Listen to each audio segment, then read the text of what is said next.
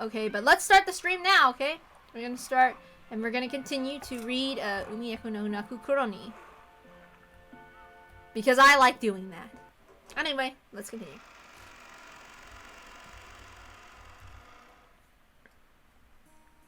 The Ushiramiya family conference was held once every year on the first weekend of October. If a normal family were to hold a so-called family conference, you expect it to be nothing more than a reunion of rarely seen relatives who greet each other around buckets of sushi or something. However, part of the family's great fortune had been lent out to the grandfather's children, and no one in this family was considered an adult until they had met with success in business. So this is a meeting that was literally a conference. How much of the fortune was invested, what sort of business was conducted, and how much profit was earned. As a result, how much of the fortune borrowed from the main family could be repaid, or possibly how much more would be borrowed for future business ventures. What lessons had they learned, and what could they learn from their mistakes? It seems that topics like these were discussed very seriously in the past. My dad said it was like lying on a bed of nails. Apparently, it used to be a very serious family meeting where people were bathed in scornful and angry voices, and some people even got slapped despite their age. However, that had become a thing of the past. And now with everyone pursuing their own business ventures and achieving success, it was becoming more of a normal yearly get-together. Even so, telling grandfather about recent events was extremely stressful. So while it was nothing more than a simple get-together for us grandchildren, it's still a real stomachache for our parents. The absence of the man who was the source of all this trouble, regardless of the reason, probably made today's lunch taste much more delicious. The phrase, "while the demon is not around, everyone can relax," comes to mind. Anyway, let's introduce Jessica's father, whose face I haven't seen for 6 years. The man sitting next to my father's left is his older brother and Jessica's father, Uncle Kraus. This man's name sure is easy to read, Kraus. Now that we've gotten used to this string of weird names, our perspective is totally screwed. So Kraus doesn't actually seem that bad, even if it even starts to kind of sound cool. Just like with Aunt Natsuki, I didn't have many memories of speaking with Uncle Kraus. He'd never been the one to chat to children, and I felt like he was always talking with adults, just like Aunt Natsuki. According to my father's gossip, he was a spiteful and violent man. If what he said is true, Uncle Kraus used to be very domineering from his position as the oldest sibling and was despised by all the other siblings. Though, despite that, those siblings seemed to be chatting happily together. Oh well, even if their relationship was bad when they were children, sometimes when people grow up and live apart from each other, their relationships change. That's probably what this was.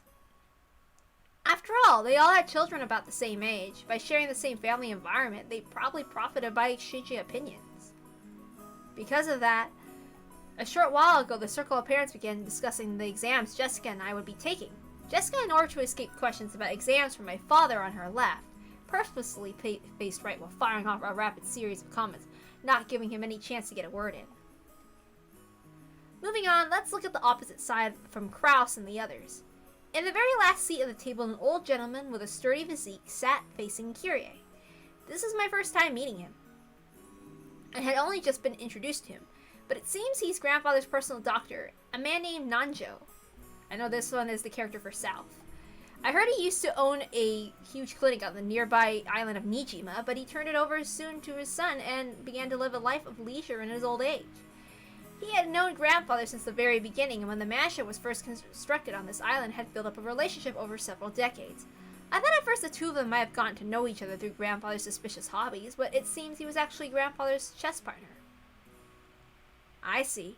That kind of hobby seems very like our grandfather. What was his love of all things Western? Not just probably the only person who could enter Rokenjima, despite neither being a family member nor a servant. He looked like a calm old gentleman as he listened to the discussion between Kyrie and the other woman who sat next to him. Considering how long he stayed by the side of our short-tempered grandfather, his generous heart was probably nothing to laugh at. Still, even if he was the family doctor, having anyone outside the Ushiramiya family attend the family conference was a little odd. It made me think that grandfather's condition might have worsened so much it might be a major topic of discussion at today's conference. After all, George said something like that a second ago. Something like how we all been getting continuous reports since around last year that grandfather didn't have long left to live. It's nasty to think about, but considering how rich grandfather is, at the time of his death, his wealth will be suddenly released, probably along with the fair share of our parents' stomach acid, and it'll lead to ulcers for everyone. After all, this sort of thing just gets messier when there's more wealth to be divided.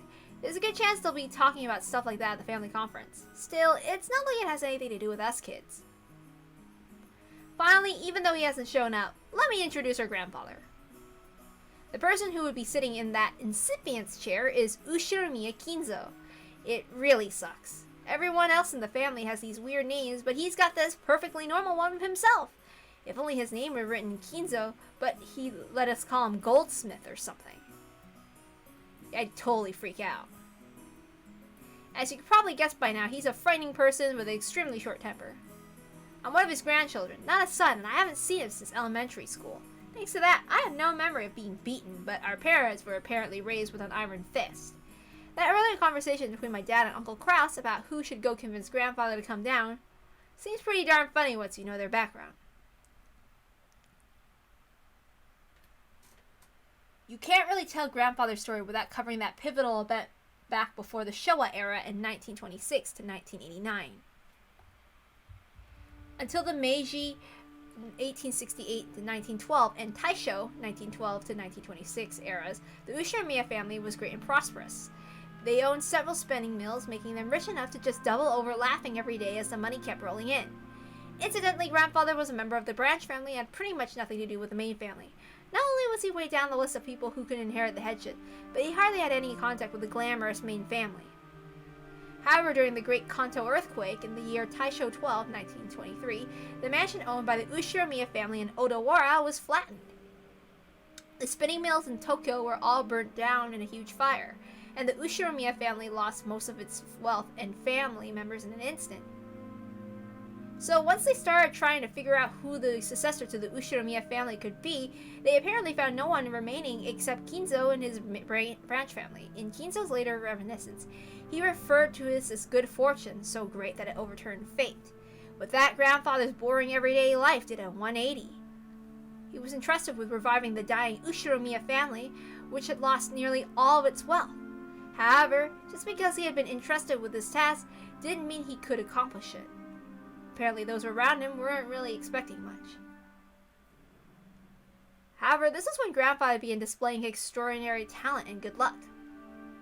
Grandfather used all the family's remaining wealth, as well as everything from the hair of his head to his toenails, as collateral in order to borrow a massive amount of money.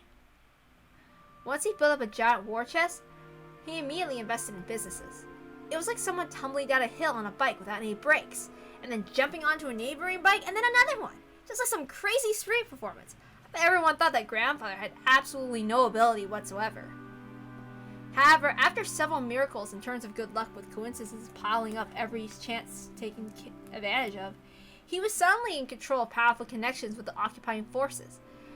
At that time, MacArthur and the GHQ were ultimate authority in Japan. Grandfather, in a twinkle of an eye, began succeeding in businesses under the protection of occupying forces, quickly becoming very rich. By this point, it's probably safe to say that information, not luck, saved the day. He must have made some seriously deep connections with the occupying forces. Grandfather knew beforehand about emergency demands that would be made for the Korean War. No, it was more than that. He must have predicted those emergency demands from the very beginning when he started investing his money. The history books made it sound like all of Japan made a large profit off the emergency demands during the Korean War, but that isn't actually true. Only a very limited number of super rich played the money game and made an easy profit. Most of the citizens remained poor. In other words, grandfather was a member of this extremely lucky group of winners. I'm pretty sure this all happened during the year Showa 25, 1950 or so. The Great Kanto earthquake happened in Taisho 13, 1924, so that means grandfather was able to revive the near-dead Ushiromiya family in only about 20 years to a level even higher than it had ever been before. With that, you'd think he revived the main family in Odawara, but for some reason he went and did something as crazy as buying an entire small island in the Izu archipelago. Buying an entire island is not something that you can ordinarily do today. However, grandfather was clever. He contacted the GHQ and applied for the establishment of a marine resource base. He acquired this island as his business property and then tossed that project aside and claimed it as his own plot of land. After the war, there were prevention measures against food shortages, and having the sponsorship of the GHQ meant that nobody could oppose him. From what I heard, the Tokyo metropolitans of that day offered this land to him practically for free. Later, Tokyo made difficulties after telling Kinzo to return the land, but the pushy GHQ intervened. Anyway, it seems the under-the-table bribes did their work well. In the end, the city gave up in frustration. Grandfather, with considerable skill and good luck, managed to weather the stormy seas of that period, attaining a vast fortune in his own island. Of course, it probably wasn't all luck. He was obsessed with all things Western, which helped him cultivate his English skills. He was able to use this to his advantage and sink his teeth into the GHQ. A mansion was built on the island soon after. This mansion, in fact, Grandfather's love of Western style made this once uninhabited island a canvas upon which he could realize his dreams to his heart's content. He now had the Western mansion of his dreams overflowing with emotion and atmosphere, and a beautiful garden featuring all sorts of roses. Oh, quick trivia thing. So, I believe the Hinamizawa is based off of a village called Shiwakawago. And then here, I believe the mansion is based off of... This is actually based off a place. It's not actually like on an island, but yeah. So, Ryukishi takes some places based off some real life locations. I wonder if he did that for Kikonia. I haven't heard anything about that lately.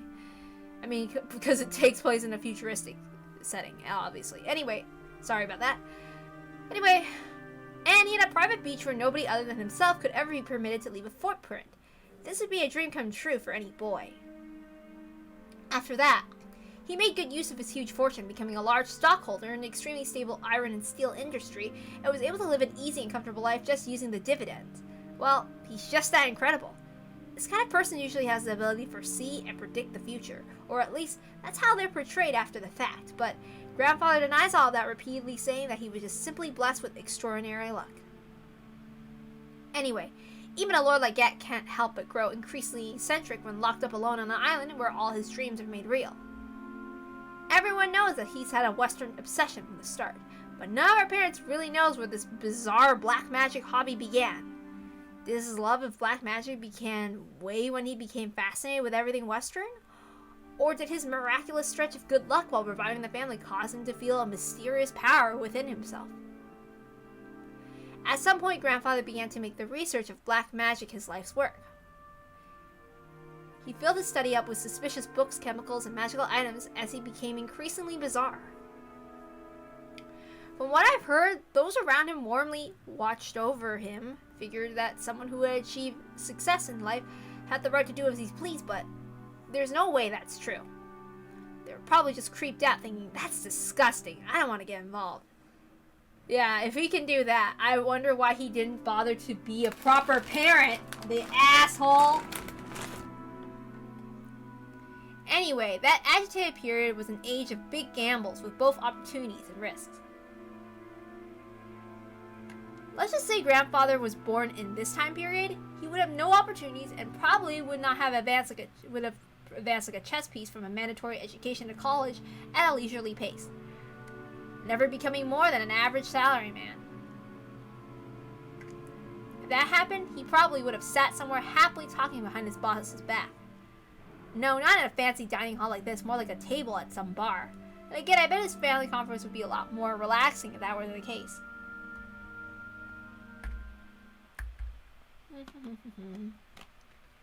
Okay, that's enough about the old geezer. More importantly, let's talk about this incredible lunch! I'm already convinced by that sashimi salad appetizer.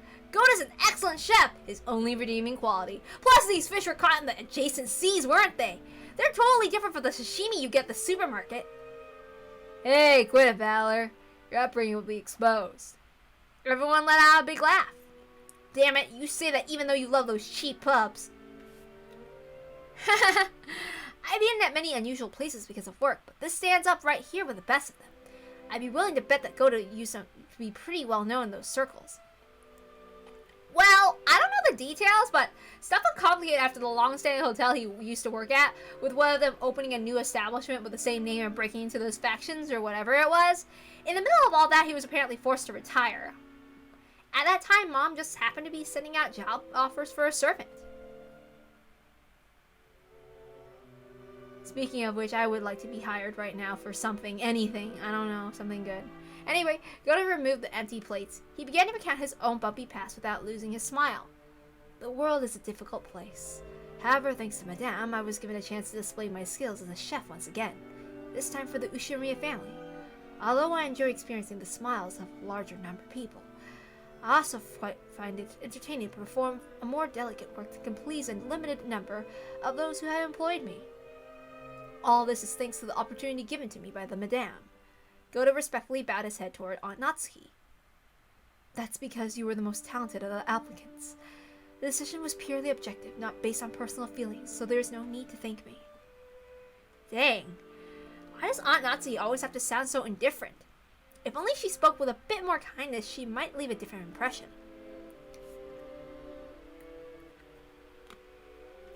Shannon and Kumasawa entered in from the hallway with a serving cart.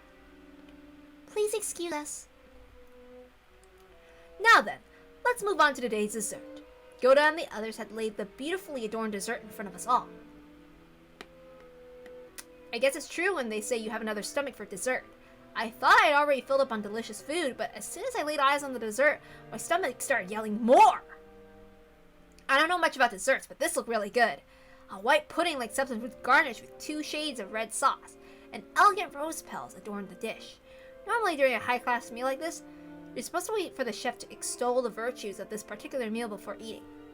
However, Maria was completely indifferent to the strict rules like that, so she got excited about this beautiful and delicious-looking dessert, jumping into the fray as soon as it was placed before her.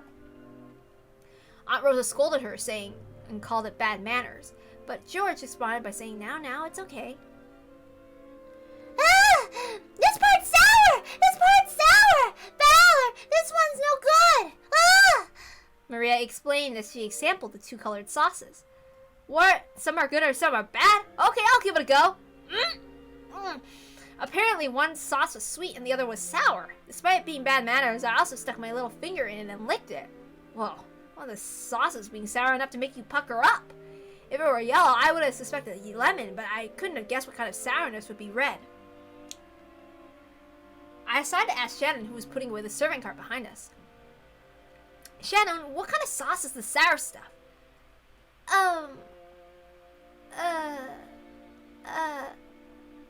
Shannon hesitated. Maybe her job was just to set the table, so she doesn't really know.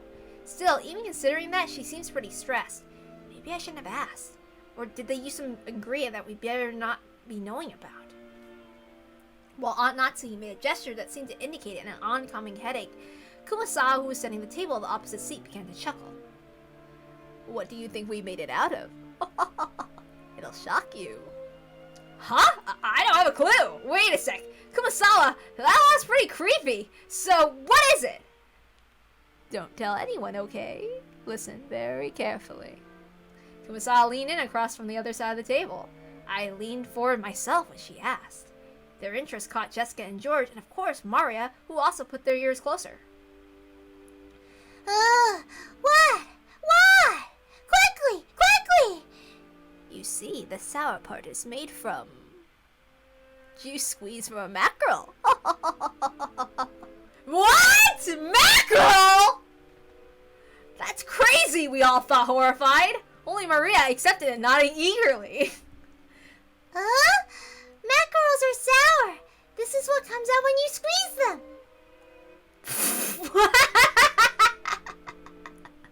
When Maria started clamoring that mackerel were sour, the adults were unable to contain their laughter. Only Aunt Rosa, her face red, whispered to Maria that mackerel is only sour once it's prepared as shimesaba. I don't know what shimesaba is. Sorry. Ah, now I totally remember. Kumasawa was always like this, wasn't she? I think I remember her tricking me too in all sorts of ways when I was young. The most lethal has gotta be that one. Those flimsy black things in Chinese dishes. They're called kikurage mushrooms, or black cloud mushrooms, was it? Or like wood ear mushrooms. Wood ear mushrooms, yeah. I love them in like egg rolls and stuff. Or like ramen stuff. Anyway, she told me they were penguin meat, and I went all around in school like a smartass telling everyone, didn't I? Kumasawa, you sure haven't changed. You know Maria's gonna believe it now, right? Oh, it's just a joke. Now Goda's going to tell us what the sauce really is, won't he? Goda looked a little put off about his masterpiece being laughed at for such a bizarre reason, but after clearing his throat once, he introduced the dessert to us. Well then, allow me to introduce our dessert. After seeing how much you enjoyed all the rose garden earlier today, I finished this panna cotta in rose garden style. The rose petals scattered across were selected just now from that very rose garden. The sauce is a combination of 2 reds, strawberry and rose hips. Please enjoy this mixture of the strawberry sweetness and the rose hips sourness. Furthermore, the rose petals are merely decorative, so please avoid them while you eat. With that said, please enjoy. Whoa. Man, I almost want to applaud before eating. Just like with that medicine, reading the detailed description first seems to work out a whole lot better. As Goda elaborated the details of the dessert, it started to feel even more appetizing. I honestly don't really get it, but okay. Seriously, could you just call him subtle or just talented? The medicine thing, that's what I'm talking about. The dessert was probably planned from the beginning, but taking the hint when we all stopped in front of the rose garden earlier today, he displayed an incredible and timely awareness just by adding a few rose petals from the garden. This combination of sweet and sour was also exquisite. If it wasn't just sweet, you'd get used to it and bored halfway through, but if you reach the sour sauce at that point, you get a really vivid taste. And then once you return to the sweet sauce, all the sourness in your mouth would be placed with enjoyable sweetness. I'm sure everyone felt the same way. Every time Goda passed by one of our seats, someone praised the taste in his presentation. How is it, madame? Splendid as always. It is worthy of entertaining our guests. I am most grateful for your words. Madame, did you know? I have heard that rosehip has the ability to cure headaches. I thought that you in particular would appreciate it, so I had it specially prepared. Is that so? Thank you. See, didn't I tell you, Natsuki? Rosehip is great for headaches. So it seems. I do hope it actually helps. Ha! Goda, I love ya! Hey, later on, why don't you tell me how they're treating ya? Or if you can't, just let me know what sort of salad you like. Having your town confined to a small island is sacrilege to humanity's cooking culture. What do you think about working your craft for my company and delighting all our customers? Ha ha ha! Hideyoshi, are you trying to steal away our Goda? Now that won't do at all. We'd better start treating Goda better or he'll get snatched up. Yes, you really should. If you don't, someone's gonna grab him and you'll be stuck with 3 meals of Kumasawa-style mackerel cooking a day, won't you? That's harsh. It seems someone's holding a grudge against me. Everyone let out a huge laugh. According to Jessica, Kumasawa's mackerel jokes were a running gag that our parents had long since gotten used to. Kumasawa often claimed that mackerels had precious nutritional value which should slow aging and make people smarter and more. Supposedly, while it couldn't stop the outward signs of aging, it helped prevent aging on the inside. Since she was still spirited enough to tell these kinds of jokes at her age, there must be something to that theory. In that case, if you excuse me, prepare yourself for tonight's dinner. I'll be cooking plenty of mackerel dishes for you all, so you better look forward to it. We sure will. Can't wait to get all puckered up from tonight's shimasaba. That sounds wonderful. I wonder if they'll be serving any good Japanese sake. Oh, we certainly will. Haven't you heard of Rokkenjima's famous mackerel shochu? Kumasawa, together with Shannon, bowed and pushed the serving cart away. It was pretty funny to watch Goda, who looked like his show had been totally so explain in a serious voice that we'd be having calf steak for dinner. Kumasawa, thanks for doing that back there. As she pushed the serving cart, Shan bowed her head very deeply. I haven't done anything that requires thanks. Kumasawa may have played dumb, but she obviously understood and saved Shannon in a nick of time. Back when Balor had asked about dessert, Shannon had unfortunately hesitated. There may have been several ways to dodge the question, but all of them would have required some quick wits. See, this is something I struggle with too. Shannon, who hesitated when hard-pressed for a response, was always suffering because of this small weakness. Yeah, I know that feeling. If only Shannon had a little of the craftiness needed to cleverly shake off a mistake like Goda, her life would have been a bit easier. Same. Love her. The fact that she could perform other tasks flawlessly made this weakness even more unfortunate. However, there were some who understood Shannon's honest nature and her inability to gloss over a mistake and draw attention away from it. That was why Kumasawa had smoothly come to her rescue. I just heard from Genji that there will be a change in afternoon shifts. I believe that you were given a break until this evening. I'm jealous. Huh? Oh, sorry. I haven't checked the shift chart yet. Ah, yes. I was thinking I might start cooking some mackerel in the oven. If you don't mind, I would be happy if you help out a bit before your break. Ah, yes! I would be delighted to help. To Shannon, Kumasawa was like a mother among the servants. The dining hall needed to be cleaned up, so we were chased out. Instead, tea was being served in the parlor. Apparently, they appeared the black tea that Aunt Rosa had brought for Aunt Natsuhi. Maria said she also wanted to have some black tea, but my old bastard said she couldn't and told us children to go play outside. Battler, why don't you all go for a walk outside? Go ahead and take a look at the roses or something, but keeping a close eye on the weather. The sky's still clear, but the weather report kept talking about rain. I want to go to the beach! The beach! Oh, that sounds wonderful. Playing on the sunny beach isn't something you get to do often, is it? Good point. Okay, let's all go to the beach then. Let's go! Maria, be careful not to get your clothes wet, or your shoes. Won't get wet! That obedience is so cute. Battler, make sure you keep an eye out for Maria, okay? Sure, leave it to me. Hey, you're pretty obedient and cute yourself listening to Kyrie like that. Why don't you also listen to me obediently for a change? Ha! Hell no! Let's go, everyone, come on! The children flew out of the parlor. They were replaced by Genji, who pushed the serving cart in and prepared to serve the tea. The parlor was filled with sublime aroma which delighted everyone, while they waited to sate their thirst. Blech. My bad. Rudolph's family certainly seems close. It's a wonderful thing. Quit it, we're no match for your family, Aniki. That's true. You've raised Jessica to be so adorable. I imagine that's yet another fruit of your talents at education and training, Natsuhi. Thank you. Natsuhi answered coldly. The conversation broke off and the parlor fell silent. Maybe Hideyoshi couldn't bear the silence because he'd broken himself with an exaggerated gesture. Still, they sure do grow fast. I thought they'd be kids forever, but they start getting huge all of a sudden. Then they're adults just like us. Battler looks like a completely different person now. His body has grown much bigger, but he's still just a kid.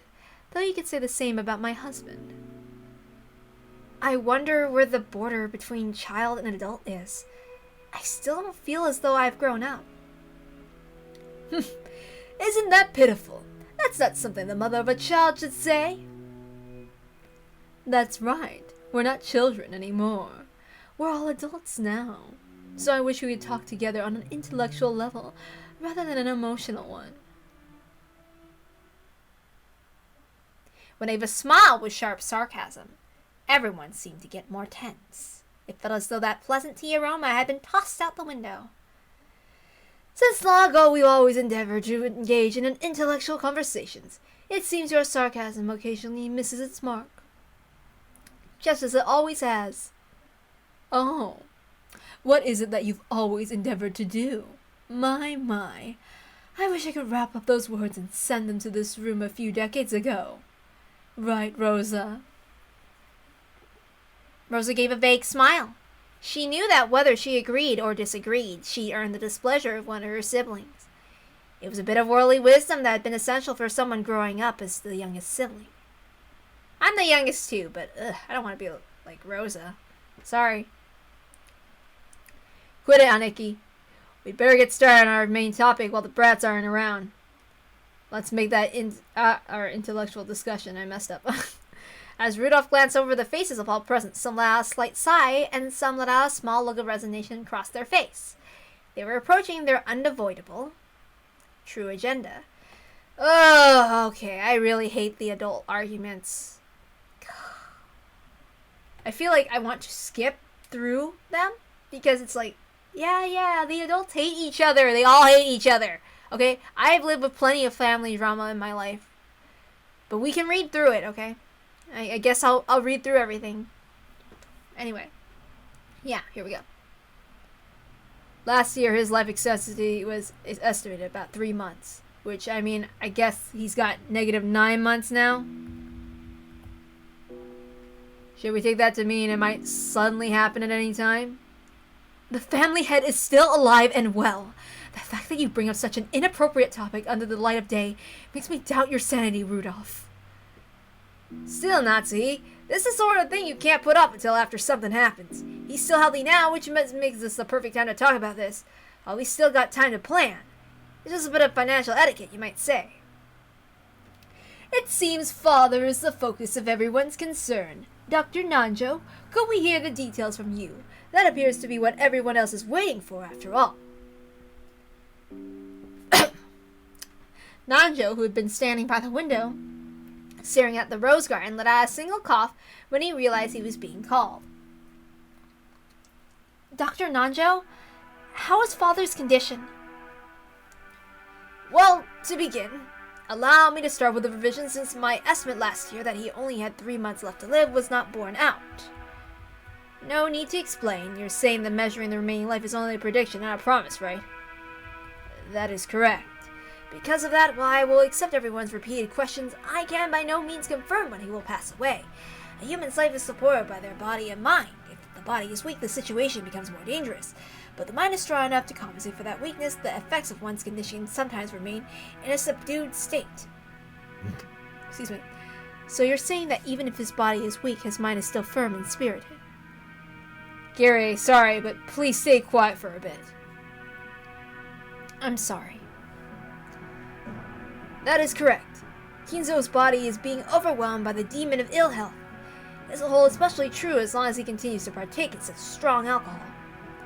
So he's in a crisis now because he drinks, and maybe he's lived this long because he drinks. There's that for you, the heavy drinker. Well then, Doctor, I know you can't give anything more than a prediction, but what do you think about Father's chances of living this day next year? That's quite a rude question to ask about the family head. Natsui jumped at Ava, not even bothering to hide her astonished expression.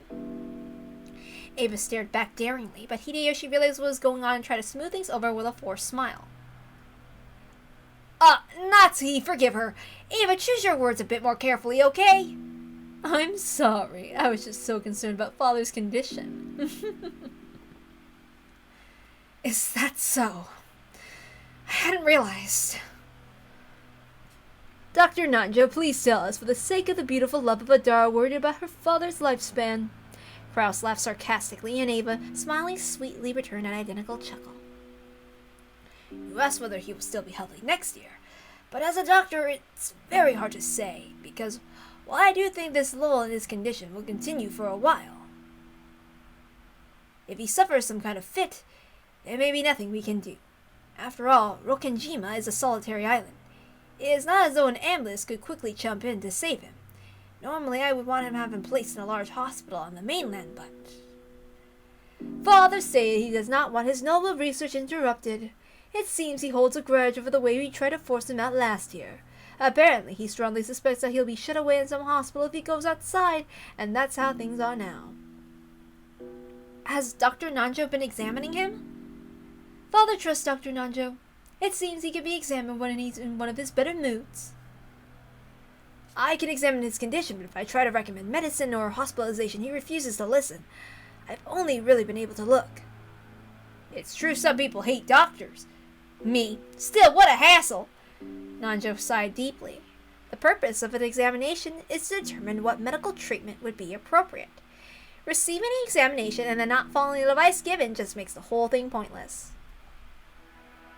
So, to sum it up, he's still expected to live 3 months. There's no way to guess how long he'll continue to live while still on the verge of death. Rudolph, couldn't you be a little more discreet with your words? Sorry. I've always talked this way. Give me a break. I understand how Dr. Nanjo sees it. What about you, Kraus? To be perfectly honest, I have to disagree with Dr. Nanjo. I find it truly difficult to think of father as a person so sick he only has 3 months left to live. His yell is as healthy as ever, and I still get chills at the thought of his fist raining down on me. Pushing the care of your father solely on the shoulders of the eldest sibling is far from fair. Ha ha ha, and the next will get born after me. Okay, let's get back on track. So in the opinion of our impartial and neutral doctor, it wouldn't be odd for him to go at any time. No offense to you, Aniki, but I'd rather trust the opinion of an expert in his field. Which means it's definitely not too early to start talking about Dad's assets. Father's personal funds probably reach as high as several 10 billion yen, right? But it's not as though that's all neatly gathered as ready cash. It's not as simple as simply cutting a birthday cake with a knife.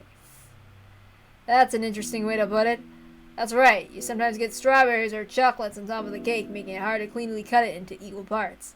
Given that, don't you think it's important to discuss beforehand how to best stick the knife in? I cannot understand how you can all openly discuss this, as though the family head is dead, even though he's still alive. Come now, don't you see how important this is? After all, when the time comes, the inheritance of his fortune must be carried out immediately, right? Moreover, the glorious Ushiromiya house's wealth is vast. Don't you understand that careful discussion is necessary beforehand? There's a huge difference between this family's resources and your family's wealth. How rude! My birth family has nothing to do with this! Natsuki responded indignantly, though in a low voice. The already dark atmosphere grew even more hostile. Give it a rest, Ava. Natsuki, forgive us. Pardon her rudeness. Hideyoshi tried to smooth things over by glancing at both with a forced smile, but it only resulted in making the hostility between Ava and Natsuki even more intense. It seems I'll just get in the way if I stay any longer. Please excuse me. Nanjo rose from his seat and exited the parlor. To an outsider, it may have seemed like a normal act of courtesy, but his back was watched by several glances envious of his ability to escape. After the doctor had exited, and his footsteps disappeared into the distance, Kraus recrossed his legs. In other words, this is what you all like to say. Father's remaining life is short. You want to quickly enter into a practical conference concerning the distribution of the inheritance. Why are you so eager, I wonder? Certainly, as you say, estimating and distributing the Ushiromiya family's wealth is no simple task. In that case, shouldn't we make careful and deliberate calculations? It seems to me you are all impatient to split up the cake tonight. Isn't that true, Rosa? What reason is there to be hasty? We aren't being hasty. However, we need to have an agreement between the siblings. It doesn't matter when we do that, but if the day Father's condition worsens is approaching, discussing the matter beforehand hardly seems hasty to me. Rosa shot a glance at Ava and Rudolph. As the youngest sibling in the family, it was hard for her to be cross-examined by the eldest.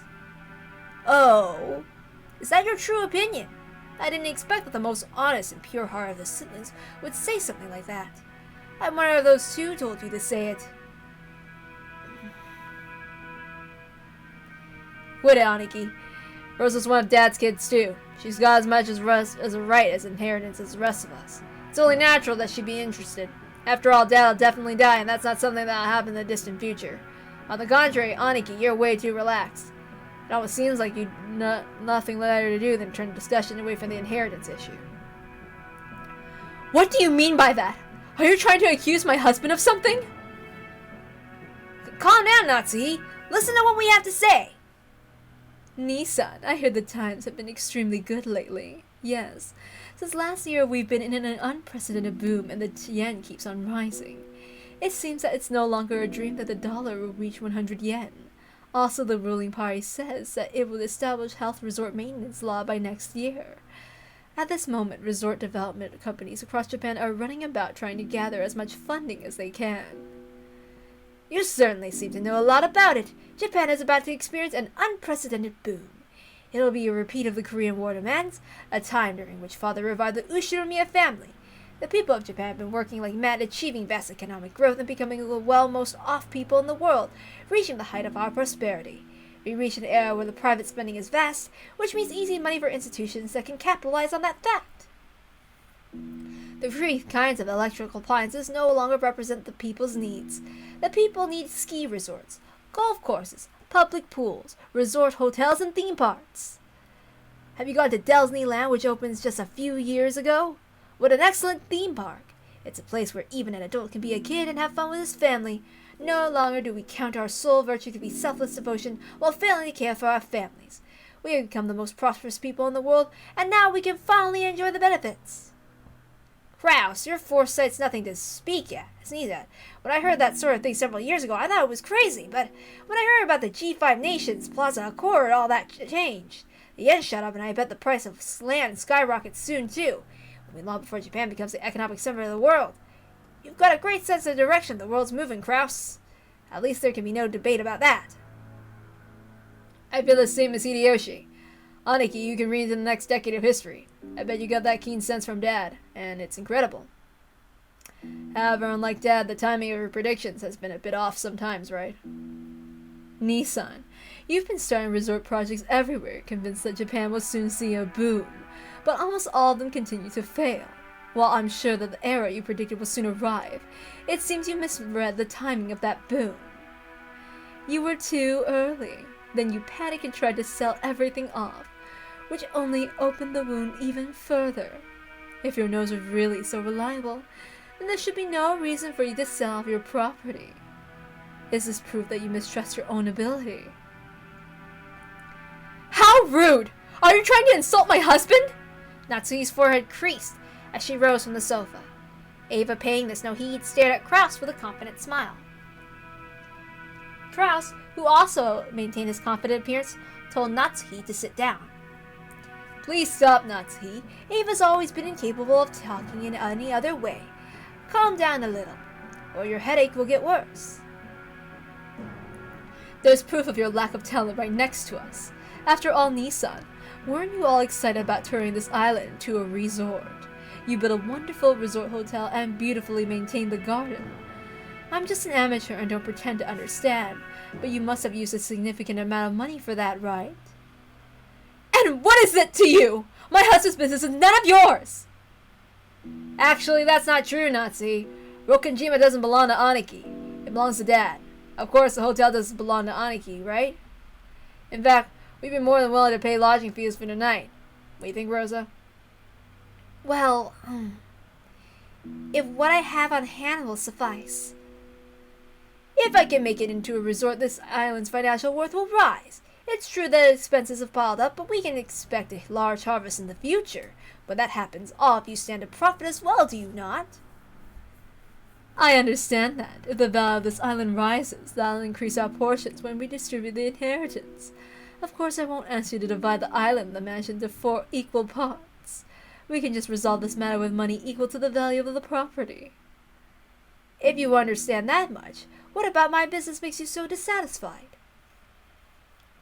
We aren't dissatisfied, we're uneasy. In the first place, Aniki, when do you plan to open that hotel? Left this way, you won't get anything out of it except our grubby handprints, right? That's right. It's an important tool for your business, isn't it? Surely you can't keep it locked up until the moment you open it. Buildings go bad if you don't use them and air them out every once in a while. Even so, it's a bit extravagant for a guest house that we only use once a year. Right, Rosa? That's right. Considering how wonderful it is, I'm sure it'll become quite popular once you open it. Oh. So the hotel you keep talking about is the guest house. It's splendid, just as Rosa said if you were to open it. I'm sure it'd become popular. The lodging that they'd been guided to wasn't originally intended to serve as a guest house. It was originally constructed as a resort hotel. However, even though it was built 2 years ago previously, there was still absolutely no prospect of it opening. Nissan, it's just like all of your enterprises. Your attention and planning are both fabulous. Then it always becomes unmaintainable partway through, and ends before you even have a chance to earn any profit. You were brilliant when you saw that using the island as only a place to live is a waste. I think it's a pretty good plan to turn it into a resort that could use the prospect of marine sports, fishing, honeymoons, like to attract customers.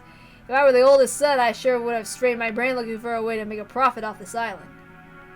But 2 full years have passed since you finished the building, right? After 2 years, you still haven't had the opportunity to open it. Where's the magic company you entrusted it to? Impertinence! That is not my husband's fault. There's just been some trouble with the company that my husband contracted with. No matter how you look at it, we are the victims here.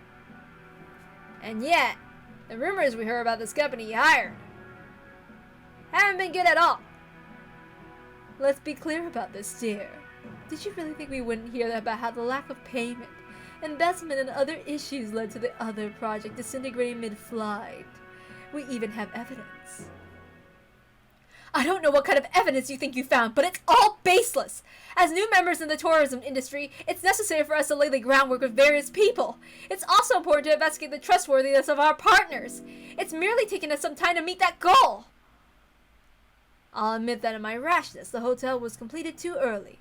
However, it's not as though we're paying it the maintenance costs. It's a foundation that'll eventually become immensely significant. Liar! I bet you wanted to liquidate it, but can't. After all, there's no reason for anyone to buy such an extravagant hotel on an isolated, empty island without any established sightseeing routes. And anyway, what about all those loans you made for this project? Even if you are incurring maintenance costs, the borrowed money that you can't return just keeps growing. Sorry, Kraus, but I investigated the development plan for this island a bit. To be honest, I haven't heard anything good either. Hideyoshi, I can see how you might be left with the impression by looking at only the current financial situation. However, this is a forward-looking investment. I have no choice but to admit that my prediction was mistaken, and that up until now, several liabilities have been created. However, the times have finally caught up with me. I'll soon regain everything that I have lost up to this point. No, actually, all the investments I have made until now will finally return to my possession. That's right. Just like throwing away a small fry, which then becomes a salmon, they'll come back even bigger than before. I'll accept that. The resort business will probably see an unprecedented boom before long, though I don't know if it'll be enough to cover all your debt. However, Kraus, after all your failures in the past, who exactly do you expect to provide you with the funding? And this isn't some small amount we're talking about. You'll need enough funding to fill the massive hole you've dug. What are you trying to say, Hideyoshi? Natsuhi, please don't get angry. We looked into this too. We checked to see who might have provided Kraus with enough financially to support his recent large-scale profits despite his string of failures. And we discovered that no such backer exists. The iron rule of money roulette is that you bet against a loser. Aniki, you're a fairly well-known loser in this field. It's true that prosperous times are about to come, but we look for people who consider that enough to overlook your string of failures, and also had enough for the investment. We found no candidates. So, the big question now is where you got that money from. Huh. Now, isn't this intriguing? And... Dear! How long do you plan to let these ridiculous remarks stand? Sit down, Natsuhi. Let's get to the point. Aniki, you've been diverting Dad's private funds for your own businesses. There's pretty much no room for doubt. If you think we made some kind of mistake, please feel free to explain. Rudolph, don't call it diverting funds. This is embezzlement. Plain and simple. A huge crime that can be criminally prosecuted. This sort of rudeness cannot be tolerated! How can you face a successor to the Ushiramiya head family and level those absurd accusations? They aren't absurd. They're right on the mark. I'm sure he'd like to somehow make his business succeed and recover his losses. But his debts keep getting bigger. He's just trying to cover up the failure of one gamble by making an even bigger one. It's only natural that he'd try to grab any source of funding close at hand. Let me be frank, Nissan. What you're doing is embezzlement. You're betraying father. You know that we'll have the court settle this after this is all over, right? Do you think that kind of person has any right to call themselves the successor to the Ushiramiya head family? You dare claim that he has betrayed the family head! You no longer have the right to straddle the threshold of the glorious Ushiramiya family! Leave this place at once! Now!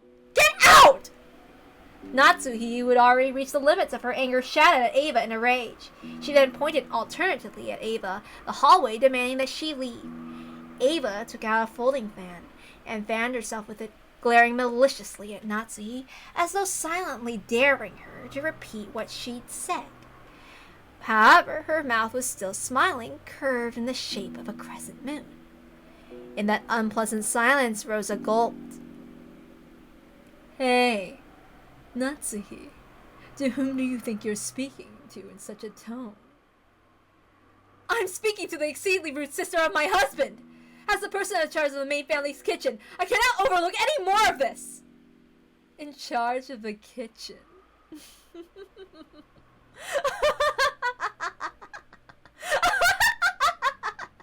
Be silent, lowly maidservant! Ava folded the fan with a snap and rose to her feet energetically. Compared to the elegance and playfulness she'd shown until a second ago, she was now unimaginably aggressive. How foolish! You stand down before Ava of the Ushiromiya family! You tell me to stand down? Me? Ushiromiya Ava, the third ranked in the Ushiromiya family hierarchy, and the one allowed to sit on the left shoulder to the head. Know your place, and then look at your shabby self in a mirror. Where is the symbol of the wing on your clothes? Where are you permitted to wear the one-winged eagle? Aren't you nothing more than a borrowed room to the house next to the successor of the Ushiromiya family? Understand your place, you common housemaid! Ava's face twisted hideously as her words gouged into Natsuhi's heart like talons, wenching at it. There were 100 ways Natsuhi wanted to respond. However, her anger and sorrow crushed her throat. None of those words managed to make it to her mouth. Her anger had nowhere to go, and became a single hot tear that slowly dripped down. What's wrong? If you have something to say, please do so. Come on. Ava faced her with a provocative gaze. However, Natsuhi could do nothing but tremble, clenched her fists quivering. Kraus quietly broke that powder-keg tension.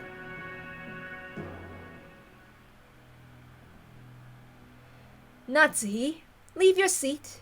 You should go cool your head. Natsuhi, resenting the fact her husband had not come to her aid, shifted the focus of her attack. Dear, don't you understand what they're saying about you?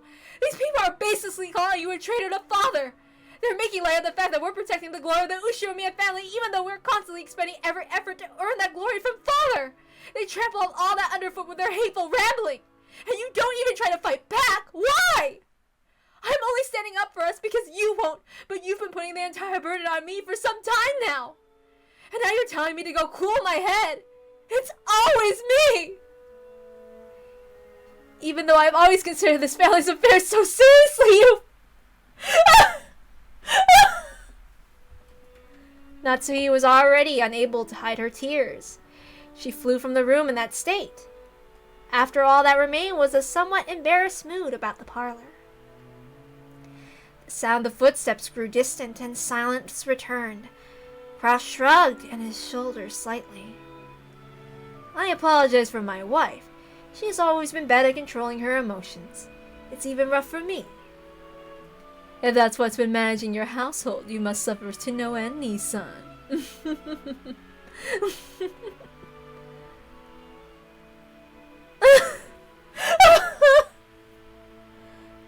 Madame, it's nothing. Leave me be. Natsuhi flew into her room and threw herself onto her bed, lamenting. Those heart-wrenching sobs reached Kumasawa in the hallway. Poor Madame Natsuhi. There is a deep enmity between her and Ava. Explaining their relationship would be very trying for me as a woman. The Ushiromiya family holds blood in high regard, but if a woman marries and leaves the family, they're normally removed from the family register.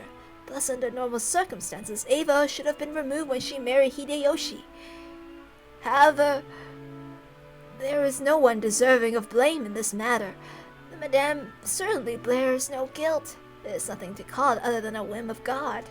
Kraus and Natsuhi were not blessed with children for some time. After all, this is the male-dominant Ushiromiya family. A wife is merely a tool to create an heir. If such a wife cannot fulfill her only duty, she will not even be treated as a human. It pains me to remember how Master tortured Madame during that time. Back then, a wedding between Ava and Hideyoshi was being discussed. Eva was sly. To get advantage of Madame's inability to become pregnant, she gained the favor of the master. She inspired him to allow her to marry and give birth to a successor herself, making sure to avoid transferring her name out of the Ushiramiya register.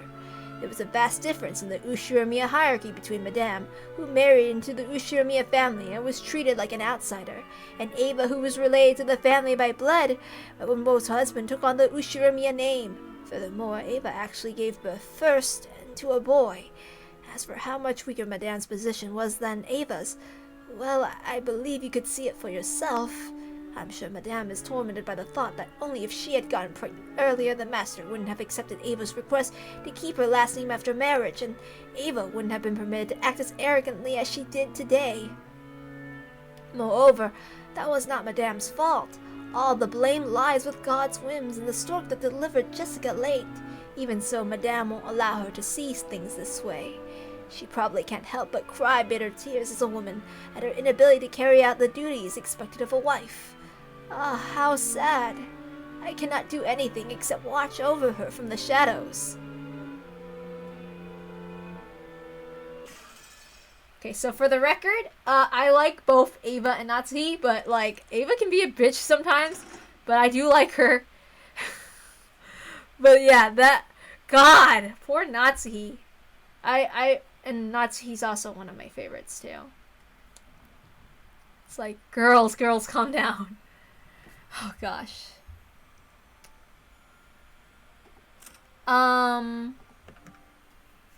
Also, I cannot fake cry, sorry. So, if you could tell the crying was fake, I don't know how to cry for real. Okay? But I understand how she feels, because goddamn. Okay, so let's go through Kraus. Ushiramiya Kraus, Kinzo's first child. As the oldest of the 4 siblings, he leads the family conference. However, the other siblings think he's trying to get all the inheritance for himself. This further strains the tensions between them. He's a real estate investor and has put a lot of money into the development of a resort. However, his results have always been harshly criticized. Attending physician Nanjo.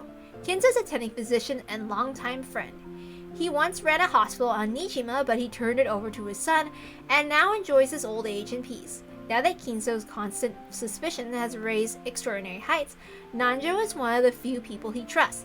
Thanks to Nanjo's big-hearted nature, he was able to continue his friendship with Kinzo despite the latter's tendency to fly into a rage at the slightest proclamation. Let's see, is there anything else? I think I read through all those. Yep. Alright. Done for tonight. Bye-bye. Oh, hey.